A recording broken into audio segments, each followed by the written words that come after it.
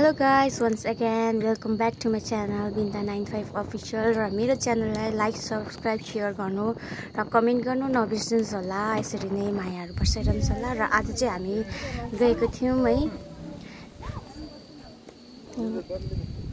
चारधाम है, जहाँनिर चाहिँ है शिवजीको चारवटै धामहरु एकै जग्गा बनाइएको छ है। यो चाहिँ नाम्चीमा पर्छ हैन, नाम्चीमा छ है, साउथ सिक्किममा। र तपाईहरुले चारैवटा धामको एकै जग्गा दर्शन गर्न सक्नुहुन्छ। हामी चाहिँ अनसर्टन प्लान गरेर चाहिँ अब है दिउँसोतिर अब हेरिराखौँ न, अब पहिला सानोमा मात्रै गएको है, ठुलो भएर त एकताल पुगेको छैन भनेर जस्तो थियो हालत, त्यस्तै हालतमा एकछिन गएर आयौँ है। अन्त गएर है मजाले सबै दर्शन गर्यौँ हैन, सबै धामको दर्शन गर्यौँ। र त्यहाँनिर चाहिँ है ठुलो एउटा बेल लगाएको छ, घन्टी लगाएको छ। त्यो बेल पनि हामी दुईजना भएर एकछिन बजाएर है फोटोसोटो खिच्यौँ त्यहाँ पनि है।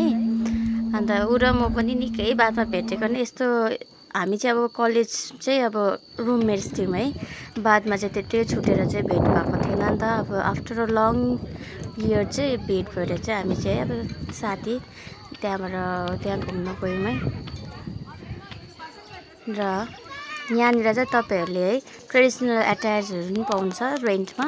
अन्त त्यो ड्रेसहरु लगाएर तपाईले फोटो खिच्न सक्नुहुनेछ र फोटो खिच्ने मान्छे पनि पाउँछ है, जुन चाहिँ तपाईहरुले मेमोरीको लागि लिन सक्नुहुनेछ। र हामी त्यो सबै हेरिसकेर है चाहिँ हामी अब रुमतर्फ फर्किँदैछौँ है, सानोको कुराहरु गर्दै, पहिलाको कुराहरु दुईजनाको है कुरा गर्दै हामी गफ गर्दै, कुरा त हैन गफ गर्दै हामी त्यहाँबाट ब्याक हुँदैछौँ रुमतर्फ लागि है। बनाउने नि हो देखेछ। Thanks for watching. Stay tuned guys for another vlogs, short vlogs को लागि।